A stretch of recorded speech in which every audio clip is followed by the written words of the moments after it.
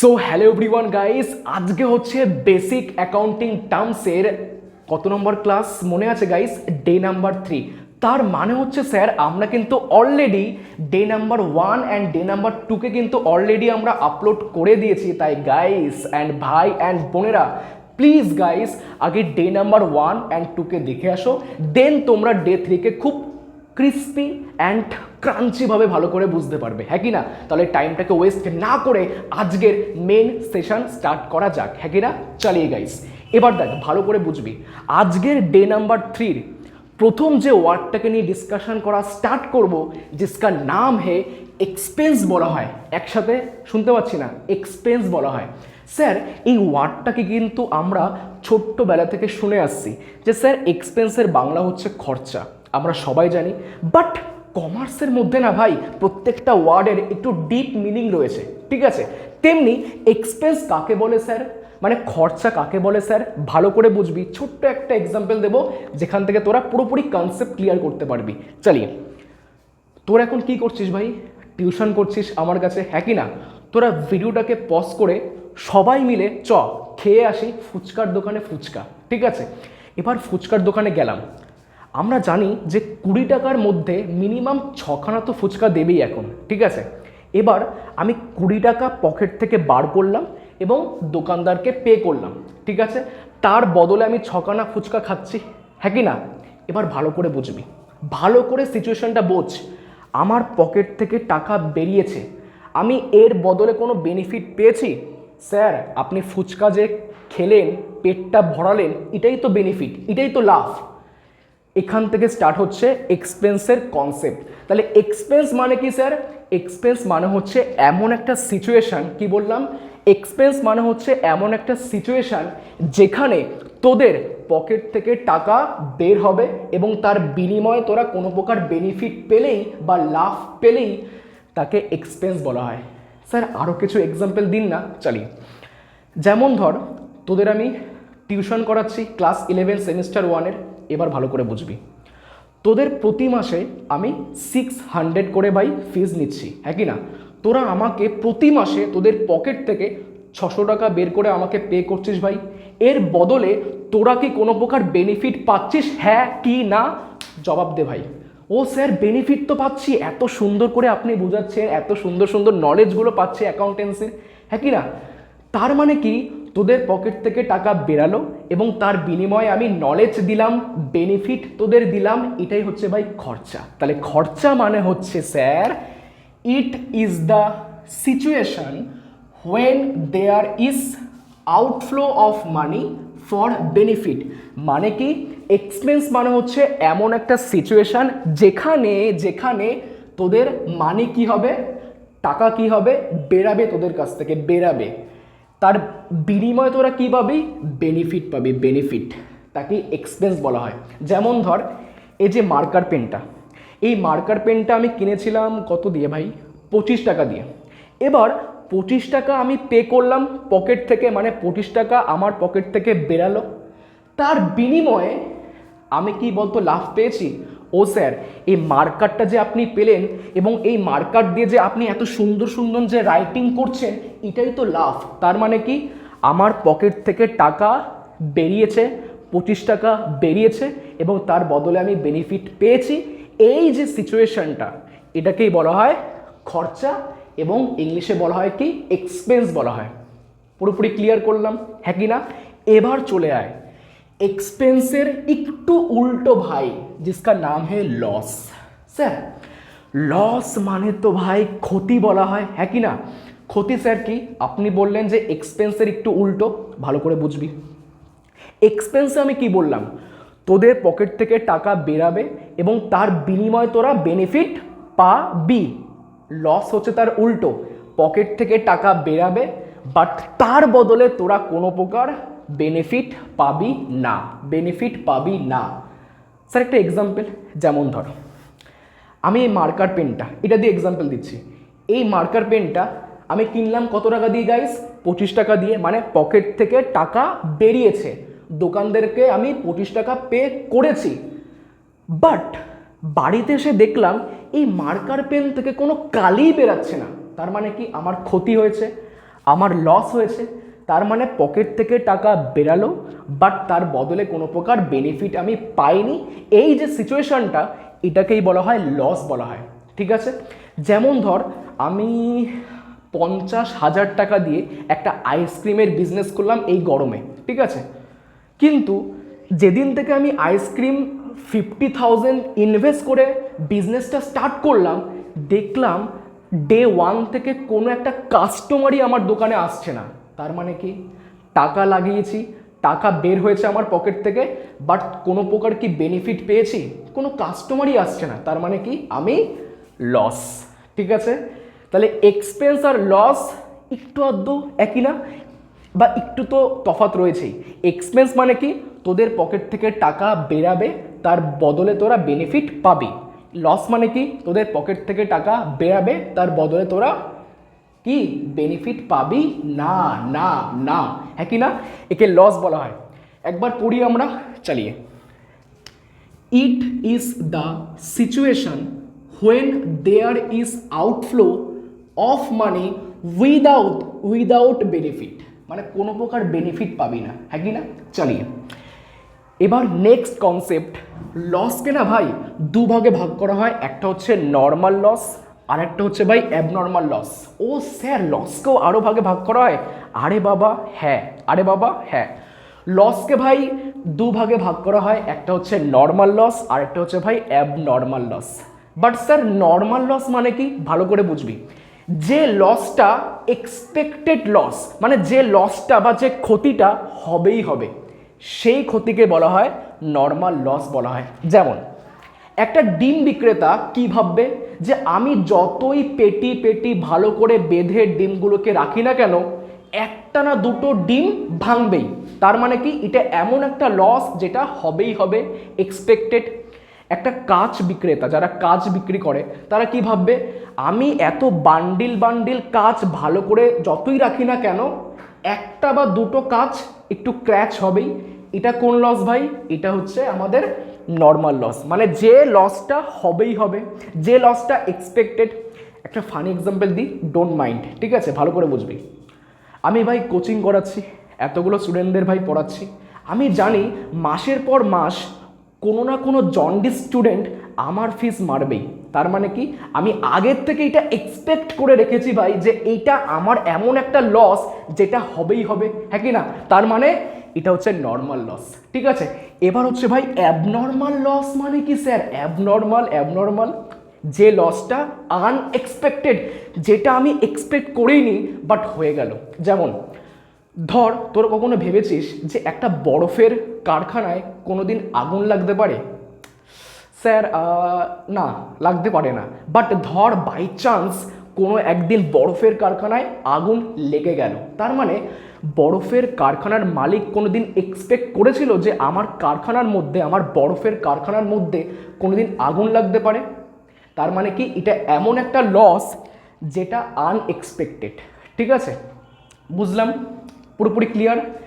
তার মানে হচ্ছে কি, যে আমরা এক্সপেন্স মানে বুঝলাম, লস মানে বুঝলাম, নর্মাল লসও মানে পুরোপুরি বুঝলাম গাইস, অ্যাবনর্মাল লসও মানে বুঝলাম। ঠিক আছে, মানে এমন একটা লস যেটা হচ্ছে আনএক্সপেক্টেড, মানে যেটা কোনোদিন আমরা আশা করিনি। যখন কোনো কারখানার মধ্যে আগুন লাগে, আগুন কি কাউকে বলে কয়ে আসে যে ভাই সকাল 7টার সময় তোরা একটুখানি চান ফান করে সেজে গুজে থাকিস, আমি আগুন লাগাতে আসবো ওখানে? কখনো হয় কি ভাই? না, কারণ আগুন তো হঠাৎ করে আসে। আর যে লসগুলো হঠাৎ করে আসে, কোনোদিন আমরা এক্সপেক্ট করিনি, সেই লসকে বলা হয় অ্যাবনর্মাল লস বলা হয়। ঠিক আছে, তাই আমি পাশে পাশে একটা একটা ওয়ার্ড ভাই লিখে রেখেছি। নর্মাল লস হচ্ছে ভাই এক্সপেক্টেড, আর অ্যাবনর্মাল লস হচ্ছে ভাই আনএক্সপেক্টেড। ঠিক আছে, তাহলে এটুক ক্লিয়ার হলো গাইস। ঠিক আছে, এবার নেক্সট ওয়ার্ডে ভাই আয়, সেটা হচ্ছে ভাই ইনকাম। স্যার ইনকাম মানে তো আয় বলা হয়, ভালো করে বুঝবি। ইনকাম মানে কি, প্রত্যেকটা ব্যক্তির না ভাই নিজস্ব কাজ রয়েছে, প্রত্যেকটা ব্যক্তি নিজের কাজ করে। ঠিক আছে, আমি কিসের কাজ করি গাইস? কোচিং করাই। তোদের বাবারা, প্রত্যেকটা মানুষ কাজ করছে, প্রত্যেকটা মানুষের নিজস্ব কাজ রয়েছে, হ্যাঁ কি না। একটা কাপড়ওয়ালা কি বিক্রি করে? কাপড় বিক্রি করে। একটা বাসনওয়ালা কি বিক্রি করে? বাসন বিক্রি করে। একটা বিরিয়ানিওয়ালা কি বিক্রি করে? বিরিয়ানি বিক্রি করে। মানে প্রত্যেকটা ব্যক্তি তার নিজের কাজ করে যে ইনকামটা করবে, যে আয়টা করবে, যে কামাবে, ওটাই হচ্ছে ইনকাম। তাহলে ইনকাম মানে কি? ইনকাম মানে হচ্ছে মানুষ তার নিজের কাজ করে যে কামাবে পয়সাটা, ওকেই ইনকাম বলা হয়। ঠিক আছে, এবার ভালো করে তার ডেফিনেশনটা বোঝ। কি লেখা আছে ইনকামের মধ্যে? লেখা আছে it is regular source of earning. Regular sir কেন বলছে? আমি যে কোচিং করাচ্ছি বা একটা বাসনওয়ালা যে বাসন বিক্রি করছে, এরা কি মাঝে মাঝে কাজগুলো করে? না স্যার, আপনি তো পার ডে পড়াচ্ছেন, ওই বাসনওয়ালা তো পার ডে বাসন বিক্রি করছে। মানে কি? ইনকাম মানে হচ্ছে এমন একটা কামাই যেটা রেগুলার হতে হবে। মানে তুই প্রতিদিন কাজ করে রেগুলার যে আয়টা করছিস, রেগুলার যে কামাচ্ছিস, সেটাই হচ্ছে ভাই ইনকাম বলা হয়। ধরুন স্যার, আমি এমন একটা কামাচ্ছি পয়সা যেটা আমি রোজ কামাচ্ছি না, মাঝে মাঝে কামাচ্ছি, হঠাৎ হঠাৎ করে কামাচ্ছি, তাকে স্যার ইনকাম বলা যাবে না। তাকে বলা হয় কমার্সের ভাষায় গেইন বলা হয়। যেমন ধর, তোরা লটারি কাটলি, লটারি কেটে তোরা জিতলি 1,00,000 টাকা। এটা কি লটারি কাটলে কি তোরা পার ডে ইনকাম করিস ভাই? লটারি কি পার ডে তোরা জিতিস? না স্যার, হঠাৎ হঠাৎ করে ইনকাম হয় না? এই হঠাৎ হঠাৎ ইনকামকেই বলা হয় গেইন বলা হয়। যেমন ধর, তোরা রাস্তাঘাটে হাঁটছিস হাঁটছিস হাঁটছিস, হঠাৎ দেখলি রাস্তার মধ্যে 500 টাকা পড়ে আছে। এটা যে ইনকামটা, এটা কি রেগুলার হয় নাকি মাঝে মাঝে হয়? তুই কি পার ডে পয়সা পাস রাস্তার মধ্যে? না স্যার। যদি পার ডে পাই, তাহলে আমি এইসব বিজনেস কেন করছি? পার ডে রাস্তায় যাব, রাস্তা থেকে তুলে নেব টাকা, হ্যাঁ কি না? তার মানে স্যার, এইসব ইনকাম কিন্তু রেগুলার হয় না, কিন্তু মাঝে মাঝে হয়। তাহলে যে আয়টা, যে কামাইটা রেগুলার হবে, সেটা হচ্ছে ইনকাম। আর যে ইনকামটা মাঝে মাঝে হবে, যে আয়টা, যে কামাইটা মাঝে মাঝে হবে, হঠাৎ করে হবে, তাকে আমরা কি বলবো? গেইন বলবো। Gain, gain. ঠিক আছে, এবার ভালো করে বোঝ। তোরা সবাই মামা বাড়ি যাস, মাসির বাড়ি যাস, দেখবি মামা বাড়ি গেলেই দিদা দেখবি 100 টাকা বা 500 টাকা দেবেই হাতের মধ্যে। ঠিক আছে, তাহলে এই যে ইনকামটা তোদের রেগুলার হয়, মানে পার ডে যাচ্ছিস মামা বাড়ি এবং পার ডে তোরা পাচ্ছিস 100 টাকা করে, পার ডে হবে না। এটা এমন একটা ইনকাম যেটা রোজ রোজ হয় না, হঠাৎ হঠাৎ করে হয়। তাহলে কনক্লুশন কি দাঁড়ালো? যে আয়টা, যে কামাইটা রেগুলার হবে, মানুষ তার নিজের কাজ করে যে আয়টা করবে, তাকে আমরা কি বলবো? ইনকাম বলবো। আর যে ইনকামটা, যে আয়টা বা যে কামাইটা হঠাৎ হঠাৎ করে হবে, মাঝে মাঝে হবে, তাকে আমরা বলবো গেন। গেনের কি লেখা আছে guys? It is irregular income. Irregular মানে কি? হঠাৎ হঠাৎ করে, রেগুলার না কিন্তু। ঠিক আছে, তাহলে পুরোটা বুঝলাম আমরা। এবার তোরা ভালো করে এটাকে নোটস কর, আমরা নেক্সট স্লাইডে আরও ভালো ভালো ওয়ার্ড শেখাচ্ছি। ঠিক আছে, চলিয়ে। সো গাইস, এবার হচ্ছে আমরা নেক্সট ওয়ার্ডের মধ্যে চলে এসেছি, जिसका নাম হে প্রফিট বলা হয়। স্যার, আমরা সবাই জানি যে প্রফিট মানে হচ্ছে লাভ, হ্যাঁ কি না? বাট আমাদের প্রফিটকে বের করার একটা ছোট্ট নান্নামুন্না রুলস রয়েছে, যেটা হচ্ছে কি, এইমাত্র আমরা কি শিখে আসলাম? ইনকামকে এবং এক্সপেন্সকে। ঠিক আছে, তাই ইনকাম থেকে এক্সপেন্সকে মাইনাস করলে আমরা কি পাবো? প্রফিটকে পাবো। ফর এক্সাম্পল, ধর আমার ইনকাম হয়েছে 100 টাকা এবং এক্সপেন্স হয়েছে ধর ফর এক্সাম্পল 20 টাকা, তার মানে হচ্ছে প্রফিট আমার কত? 80, হ্যাঁ কি না? তাহলে যখনই তোদের এক্সামে বলবে যে প্রফিট বের করার সূত্র তোরা বল, তোরা কি বলবি? ইনকাম থেকে এক্সপেন্স মাইনাস করে যেটা পাওয়া যায়, তার নাম হচ্ছে প্রফিট। ঠিক আছে, এবার নেক্সট ওয়ার্ডটা খুবই ইম্পর্টেন্ট একটা ওয়ার্ড, সেটা হচ্ছে আউটস্ট্যান্ডিং এক্সপেন্সেস। কি বললাম? Outstanding expenses. ভালো করে বুঝবি। কমার্সের ভাষায় আউটস্ট্যান্ডিং মানে কি? স্যার, আমরা তো যখনই কোনো একটা ফটোকে বা গানকে বা কোনো একটা পিকচারকে, ঠিক আছে, কোনো একটা মুভিকে যখন খুব দারুণ লাগে, তখন বলি বাহ, আউটস্ট্যান্ডিং মুভি। ঠিক আছে, বাট কমার্সের ভাষায় আউটস্ট্যান্ডিং মানে কি? কমার্সের ভাষায় আউটস্ট্যান্ডিং মানে হচ্ছে বাকি। কি বলা হয়? বাকি। আর এক্সপেন্স মানে কি? খরচা।